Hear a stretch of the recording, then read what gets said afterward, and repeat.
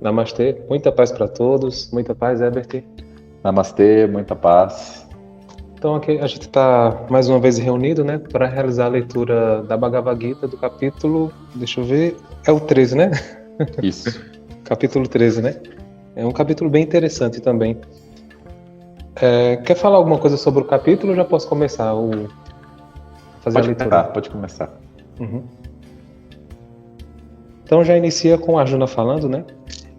Krishna, quero saber sobre Prakriti, a natureza, e Purusha, o desfrutador, o campo e o conhecedor do campo, e sobre o conhecimento e objeto do conhecimento.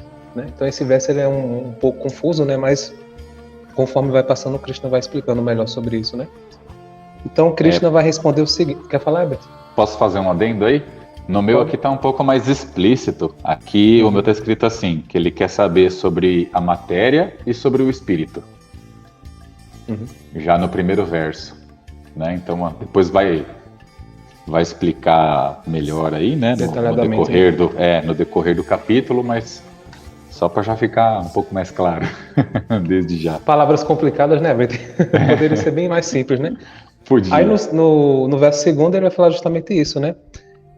Este corpo, ó filho de Kunti, chama-se o campo, né? O que a Herbert falou, né?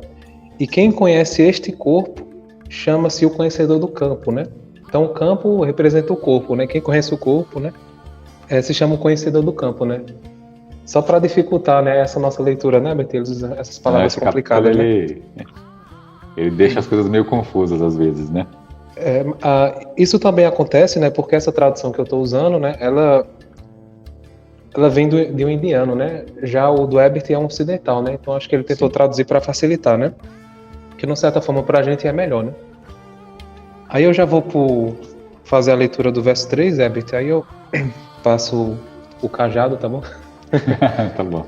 Aí ele vai falar: ó descendente de Bharata, deves entender que em todos os corpos eu também sou o conhecedor. E compreender este corpo e seu conhecedor chama-se conhecimento. Esta é a minha opinião. Então o que é que ele está falando aqui? Ele está falando que é como se ele fosse o conhecedor de todos os corpos, né? De todas as almas que habitam cada corpo, né? Olha que interessante, né? E quem conhece o corpo, né? Ele vai se referir que esse é o verdadeiro conhecimento, né?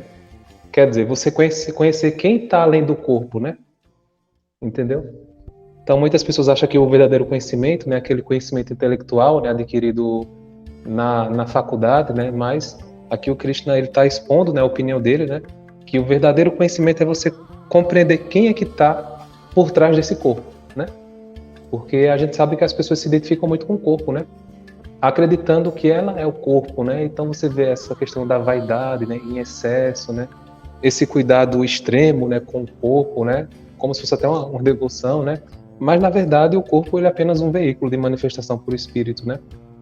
Então aqueles que conhecem o que está além do corpo têm o verdadeiro conhecimento, né? O Krishna vai expor isso aqui, né? Aí eu passo a bola, Herbert. Quer comentar sobre esses ou quer avançar para os próximos? Eu comentaria o mesmo que você já falou aí, né? Que o Krishna, ele diz aí que a grande compreensão, né? Compreender o corpo e o espírito é a verdadeira sabedoria, né? Que é o que o Bruno já acabou de dizer, né? Tá além das faculdades intelectuais que a gente pode adquirir aqui na Terra, né, Bruno? Esse conhecimento do nosso próprio interior, né? Do nosso próprio eu, né? É o que liberta, né? Você já vai seguir aí nos próximos? Ou você Pode vai fazer pular a leitura dos próximos, Herbert. Então, dos versos 6 até o 7, né, o 6 e o 7, né, ele vai falar das características do corpo, né? Então ele vai citar aqui algumas características. Cadê?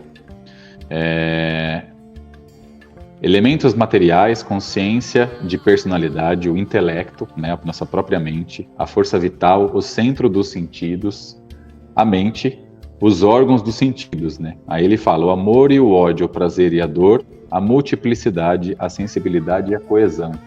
Então ele fala que tudo isso, né, são características do corpo, são características da matéria, né? Que o espírito não tem essas características, né? Ele pega essas impressões do corpo físico. Você quer falar alguma coisa desse daqui, Bruno? Então, isso é a influência da matéria, né? Porque quando a gente encarna, né, a gente acaba assumindo uma personalidade, né? Que a gente chama de ego, né? Que é esse falso eu, né? O falso centro, né? Então, a gente vai estar sujeito a tudo isso, né? O sofrimento, né? A dor, né? Deixa eu ver o que mais, o desejo, né? Então, vão estar como se tivesse tudo num pacote, né? Você encarna, aí vai estar envolvido a tudo isso, né? Então, é como se fosse influências, né? Que o espírito sofre, né? A partir disso, né? E quando ele segue, né? No verso 8 e 12, ele vai falar o que é o verdadeiro conhecimento, né? Como é que as pessoas que adquiriram esse conhecimento, elas se comportam, né? Na sua vida, né? Esse ponto aqui eu acho bem interessante. Tu quer ler, Herbert? Ou posso ler aqui? Pode ler aí. São as características do espírito agora, né? Aí vem humildade, modéstia, não violência, tolerância, simplicidade, aproximar-se de um mestre espiritual genuíno, limpeza, firmeza, autocontrole, renúncia aos objetos de gozo dos sentidos, ausência de falso ego, a percepção segundo a qual o nascimento, a morte, a velhice e a doença são condições desfavoráveis, desapego, estar livre de enredamento com filhos, esposa, lar e o resto. Olha que coisa. Equanimidade diante de acontecimentos agradáveis e desagradáveis, devoção constante e imaculada a mim, aspirar a viver num lugar solitário, afastar-se da massa geral de pessoas, aceitar a importância de autorrealização e empreender uma busca filosófica da verdade absoluta. Declaro que tudo isto é conhecimento e algo diferente disto é ignorância. De um modo geral, né, através desses vários pontos aqui que ele está elucidando, né, dá para a gente observar o nosso progresso no caminho espiritual. Tudo bem que é raro você ver uma pessoa que siga tudo isso aqui, né?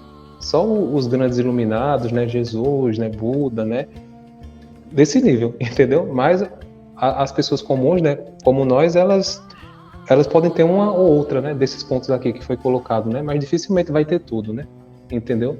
Porque as pessoas que têm tudo, elas nem estão mais aqui, né, Bert? Já não são mais dessa condição terra-terra que a gente faz parte, né? Já transcenderam, né? Entendeu? Essa questão questão do desapego, né? Do enredamento com filhos e esposa, né? Na verdade, não é você ser uma pessoa fria, né? Entendeu? Mas você entender a sua jornada, né? Que são pessoas que estão ali próximos a você, mas são passageiros também, né? Então, cedo ou tarde, né? Seja um desencarne, seja uma situação ou outra, né? Você vai seguir a sua jornada e essas pessoas vão seguir atrás delas, né? Mas o amor, né? O afeto continua, né? Aqui ele não está falando desprezo, né? Você vai desprezar, vai abandonar, sabe? Não é bem isso, né? É mais um entendimento, né? Espiritual, né? Sobre quem realmente são aquelas pessoas, né? Que estão ali compartilhando a vida com você, né? Isso a gente sabe que muda tudo, né? E entender também que todos estes são, na verdade, reflexos de você mesmo, né? Porque quem atinge esses estados, né, Bruno, reconhece tudo como sendo uma única coisa, né?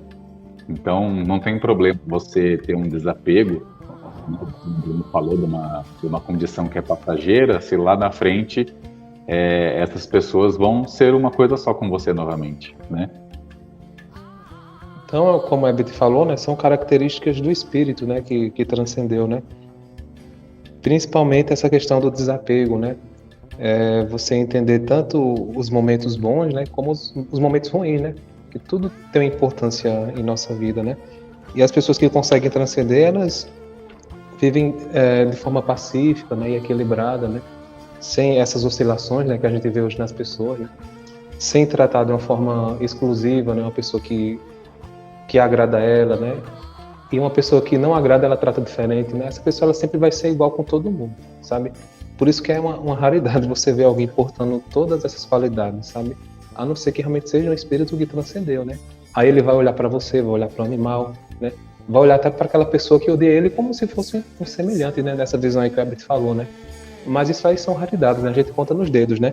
Mas, de uma certa forma, né, dá pra gente observar o nosso progresso através desse verso aqui, né?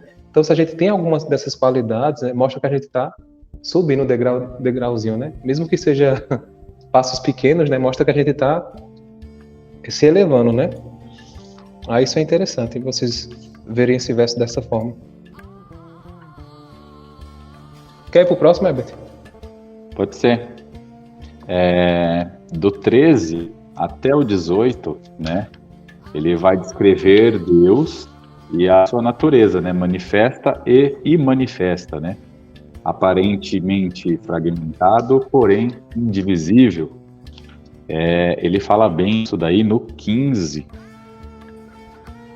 Sem órgãos e sentidos próprios, manifesta-se, entretanto, por todos os órgãos e sentidos do universo inteiro. É intacto e livre, e contém todas as coisas. Em si mesmo é sem qualidades, e contudo tem o conhecimento de todas as qualidades e todos os atributos. No 16, está dentro e fora de todos os seres. É movente e também imovente. É tão sutil que é imperceptível. Está perto e ao mesmo tempo distante. No 17, presente em todos os seres como suas almas. Ele parece fragmentado, mas realmente é indivisível. Conhecei essas almas como os sustentadores dos corpos, reproduzindo-os e alimentando. Deus é a luz das luzes. Ele é o conhecimento, o conhecedor e o conhecido. Mora no coração de todos. Então aqui ele vai falando, né, dessas características dessa divindade, né, que está em tudo, que é todas as coisas. E como a gente já estava falando, né, o Bruno citou do verso anterior, essas pessoas que estão, né, que têm essas características mais espirituais, são pessoas que compreendem o que fala nesse verso aqui, né, de forma bem completa, né, e entende que tudo é uma coisa só, que Deus está em tudo, e que na verdade Ele é tudo, né, e que você mesmo também é Deus. E aí perde, né, essa coisa, como a gente leu lá atrás também, o amor, isso são coisas do corpo. Então, como você está mais identificado com as características do espírito, você já não tem mais isso, né? Está desprendido, não tem mais esses sentimentos e ao mesmo tempo reconhece, né, que você e todas as outras coisas são uma coisa só. Muito bom, Herbert. Eu vou fazer a leitura agora do verso 21. Acho um verso aqui bem interessante. Então, o cristão vai falar o seguinte: afirma-se que a natureza produz todas as causas e efeitos materiais, ao passo que a entidade viva é a causa dos vários sofrimentos e prazeres deste mundo. Então, quem realmente cria sofrimento, né, guerra, né, discórdia, somos nós, né? A gente é livre, né, para, de certa forma, seguir a nossa vida, né, a nossa maneira, né? Porém, o ser humano, em qualquer parte, ele sempre acaba sendo um destruidor, né, Bertie? Porque, por exemplo, se a gente reter o ser humano, a natureza continua florescendo, né, linda e bela, né? Agora, se você tira os animais, a natureza, aí o mundo se destrói, né, entra em colapso, né? Então, a gente observando o nosso planeta hoje, né, a gente percebe que é sempre o homem, né, o causador de discórdia, né, de guerra, né, de sofrimento, né? Então, tal que a história desse planeta sempre foi fardada em guerra, né? Guerras e guerras, né? E continua até os dias de hoje, né? Como a gente observa, né? Eu vou ler o meu também, Bruno, que tá um pouquinho diferente, me deu outro. Beleza. Uhum. O meu tá assim, a matéria, estando em contínuo movimento, produz variadíssimas e mutáveis formas. O espírito, porém, é a causa do sentimento de prazer e dor. Aí o que eu achei interessante aqui é ele falando que a matéria está em contínuo movimento, né, produz variadíssimas e mutáveis formas. Então ele usou a palavra contínuo aqui, né? Então, querendo dizer o quê? Que a matéria também nunca acaba, né? Assim como o espírito, ela está sempre se transformando, né? E aí tem aquele ditado, né? Que a gente sempre fala, né? Do universo nada se cria, né? Tudo, e nada se perde, né? Tudo se transforma, né? Então, existe uma quantidade finita de coisas materiais e essas coisas ficam constantemente se transformando, né? Sempre em movimento. Nunca para. Né? Para mim deu uma outra interpretação aqui, a forma como está escrito, como muda, né? Eu vou fazer a leitura do verso 25. Quer fazer de algum anterior, Herbert? Ah, deixa eu ver aqui. Vou fazer vou continuar aqui então. Ó. Tá certo. No 22 ele fala assim, ó, o espírito recebe as impressões das propriedades que emanam da matéria. O apego a estas qualidades determina a sua reencarnação em boas ou más matrizes. Então, né, quanto mais apegado a gente está à matéria, né, e conforme é esse apego, né, nós somos, vamos dizer assim, sujeitos, né, a encarnações boas ou ruins, né, dependendo desse apego, né. Eu acho que até é uma forma da gente, né, se libertar dos apegos, né, e adquirir um desapego das coisas que a gente tem apego. No 23 ele continua, o espírito universal é espectador, diretor, protetor e possuidor. Ele é a alma do universo, a força que fecunda a matéria e permanece intacto no meio das atividades desta. Então ele falando que tudo que é animado no mundo material essa animação vem do espírito, né, que não tem como ser diferente, né. Tudo que acontece vem por conta de uma ação, né, essa ação espiritual.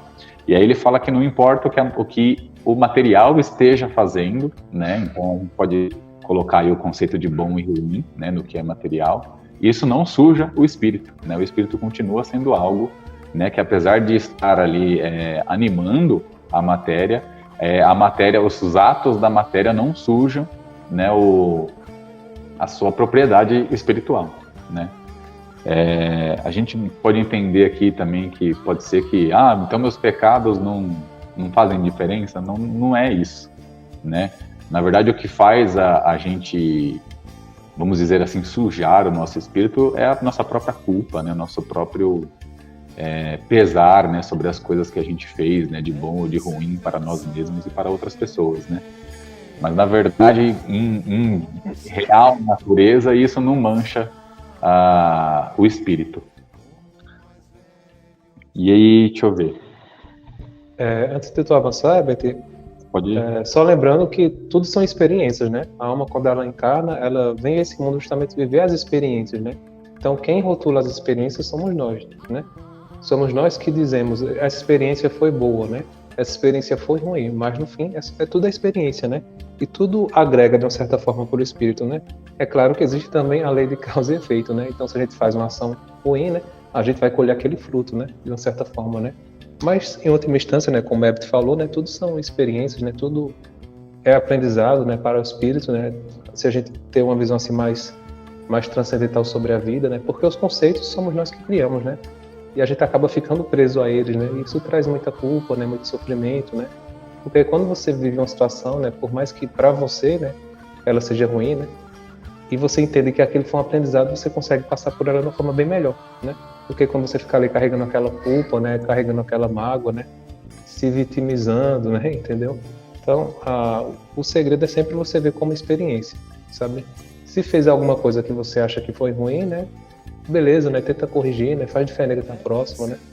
Entendeu? Mas tudo são experiências, né? A nossa alma está aqui para viver essas experiências, né? É claro que a gente vai estabelecendo, assim, laços, né? Que forçam a gente a permanecer mais tempo, né? E isso entra a questão do apego, né? Que a Betty falou, né? Muitos apegos, né? Que a gente tem, né? Quantos espíritos a gente não vê, né, Betty? Desencarnou, né? Fica ali apegado à casa, né? Os móveis, né? Os objetos, né? As pessoas, né? Não aceita a condição, né, ao qual ele se encontra, né, e nem quer se ver livre, né, daquela casa, né. Então, voltando àquele verso 21, né, somos nós que criamos o sofrimento, né. Sim, e essa coisa também do Bruno, causa e efeito, né, não é porque você acredita que uma ação sua ruim no mundo não polui a sua alma e aquilo não vai, por exemplo, te levar por uma condição ruim após a morte, que isso não vai acontecer, né? Porque temos que lembrar que todos somos um, né? Como o Bruno falou, às vezes você faz uma ação que é boa para você e negativa para outra pessoa, e aquela outra pessoa, ela, de certa forma, né, cria um sentimento ruim com relação a você, que fez o ato, né? E isso também amarra vocês numa condição densa, energeticamente densa, né? E não liberta nenhum dos dois desse, como é que eu vou dizer, desse efeito, né? Do efeito que vai ter essa ação, que foi dada nessa ação negativa.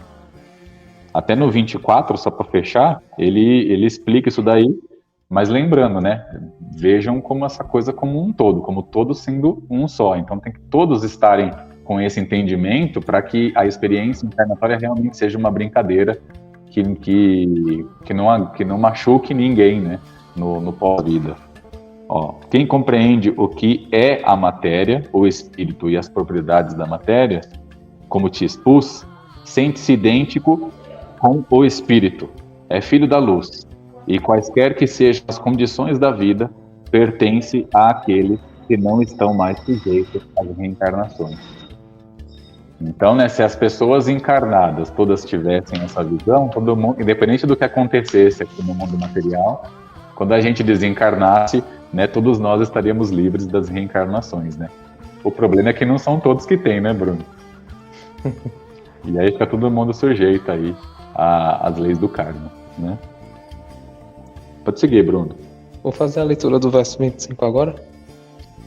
Então, Krishna vai falar: alguns percebem o espírito dentro de si através da meditação, outros através do cultivo de conhecimento e outros através do trabalho sem desejos fruitivos, né?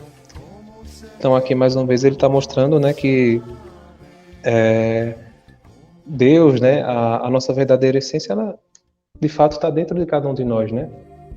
Isso a gente viu até nos capítulos anteriores, né, quando ele fala que Deus habita os nossos corações, né? Então é o único local que a gente deve procurar, né? Não nos templos, né? Não assim externamente, né? Mas dentro de cada um de nós, né? Por isso que as práticas internas, né, elas ajudam a ter essa compreensão, né? Aí, para finalizar essa parte, no verso 26 ele fala o seguinte: e há também aqueles que, embora não sejam versados em conhecimento espiritual, começam a adorar a pessoa suprema após ouvirem outros falarem a seu respeito, por causa da sua tendência a ouvir as autoridades, né, espirituais, também transcendem o caminho de nascimento e mortes, né? Então, tem indivíduos, né, que o simples fato de estar em contato, né, com seres assim iluminados, né, que possuem uma aura, como é que eu posso dizer, de luz, né? Eles passam também a transcender, né? O simples fato de estar convivendo ali com aquelas pessoas, né? Sabe? Mas isso, assim, eu acho uma situação muito difícil, né, Bert? Sim. A pessoa conseguir essa realização só em ouvir, né? Porque e a ação, né? O seu trabalho, né? Eu acredito que não é uma coisa assim tão simples, né? Eu acho que é uma coisa que leva muitas encarnações, né? Sim. A pessoa ia ouvindo, e aí de tanto ouvir aquilo ali, ela começar aos poucos ir fazendo daquilo ações, né, na sua jornada, e mesmo que ela não passe por uma busca interior, por práticas assim mais avançadas, ela acaba alcançando esse conhecimento através das suas próprias atitudes, né? Mas é um caminho que acreditamos ser mais longo, né, Bruno? Mais demorado. Um processo, né? Quer ler o próximo, Herbert? Falando 26, né? Agora do 27 até o fim, né, Bruno? Ele vai falar dos verdadeiros detentores da sabedoria, né? Eu vou ler o 27 e o 28, aí depois eu deixo para você, tá? No 27 ele diz assim, que cada ser criado, seja animado ou inanimado, é produzido pela união do campo com o conhecedor do campo, ou seja, com Deus, né? Aí continua no 28. Quem vê a alma universal imanente em todas as coisas, imperecível, ainda que em coisas perecíveis, esse em verdade vê. Então, quem reconhece Deus em todas as coisas, né, tanto nas coisas animadas como inanimadas, né, se reconhece assim também e reconhece essa divindade em tudo que está na criação, né? Mesmo sabendo que a verdadeira natureza deste ser ainda está fora da criação, né? Como a gente leu lá atrás, ele é algo imanifesto, né? E aí ele diz aqui que esse vê em verdade, né? Vê realmente a realidade como ela é. E aí ele vai viver de uma outra forma, vai respeitar todas as coisas, né? De uma forma que ninguém compreende, né? Pode ir, Bruno. Eu vou finalizar agora com 35, Herbert. Tá? Aqueles que com os olhos do conhecimento veem a diferença entre o corpo e o conhecedor do corpo, né, o espírito, né, que habita o corpo, e podem também compreender o processo que consiste em libertar-se do cativeiro da natureza material, alcançam a meta suprema. Né? Olha que coisa interessante, né? Eu acho que está bem claro, Herbert. Tu quer falar alguma coisa sobre esse verso? Não, acho que é o que a gente já veio falando, né? Então, vejam onde a gente realmente deve, como é que eu posso dizer, buscar o conhecimento, né? Tem que ser um conhecimento sobre aquele que está realmente além do corpo, né? Esse é o conhecimento que liberta, né? Como o Krishna expõe aqui, né? E as qualidades você já conhece, né? Anteriormente a gente já falou, né? Mas realmente esse conhecimento que traz um sentido para a nossa vida, né? Por isso que eu acho esse entendimento do espírito, Herbert, o conhecimento mais libertador de todos, né? Aparentemente parece ser simples, né? Mas quando você entende isso, né? Poxa, a sua vida ela muda, né? Porque você passa a entender, como é que eu posso dizer, ativo, né? Da sua experiência, né? Passa a compreender ligações ruins, né? Com certas pessoas, né? Sabe? Tudo passa a ficar mais claro, né? Compreender também algumas enfermidades, né? Algumas provações, sabe? Então, esse conhecimento do espírito, ele é libertador, né? Quando a gente realmente aplica ele na nossa vida, né? Porque só viver de teoria não leva a lugar nenhum, né? Tem que ter a compreensão e, em segundo passo, a prática, né? Quando você realmente mostra que entendeu aquele conhecimento, né? Por isso que nas escolas, né, a gente pode até entender, mas enquanto não fazer a prova, né? E mostrar que sabe, a gente fica lá repetindo, né? Então, assim também é a vida, né? Porque a vida, ela é uma grande escola, né? O planeta, ele é um grande palco, né? Onde a gente vem vivenciar nossas experiências, né? E assim como na escola tem várias matérias, né? Aqui a gente também tem várias matérias também, de uma forma diferente, né? Lidando com situações diversas, né? Com ódio, né? Ganância, com medo, né? Tristeza, felicidade, né? Desapego, né? Então essas questões elas sempre ficam de uma certa forma acontecendo em nossa vida, né? Para cada um em uma certa intensidade, né? Enquanto uns passam por umas provas, né, outros passam por outras, né, porque já passaram por aquelas, mas vão enfrentar outras provas também lá na frente, né? E tudo vem para realmente somar, né, na nossa alma, né? Que está aqui, né, vivenciando esse mundo nessas experiências, né? Sim, e como a gente leu aqui também, né, em um dos versos aqui, não basta só ouvir, né, Bruno? Ouvir o que outras pessoas falam, nos ouvir, é necessário também refletir, né, meditar, né, e não falo meditar no sentido de sentar de perna cruzada e ficar lá em meditação, é realmente buscar uma reflexão, né, e muitas vezes para compreender melhor essas coisas, nós precisamos estar com a mente mais limpa, os sentimentos mais equilibrados e as práticas, né, como o yoga, o tai chi, a própria meditação, ajuda a mente a clarear, né? A gente poder refletir de uma forma mais livre dessas condições materiais, né? Como a gente leu nesse texto, né? Mas com menos influência, né? Dessas impressões que o corpo passa, a gente vai ter mais discernimento, né? Que foi o que a gente leu agora, né? Mais discernimento para realmente compreender essa nossa real natureza.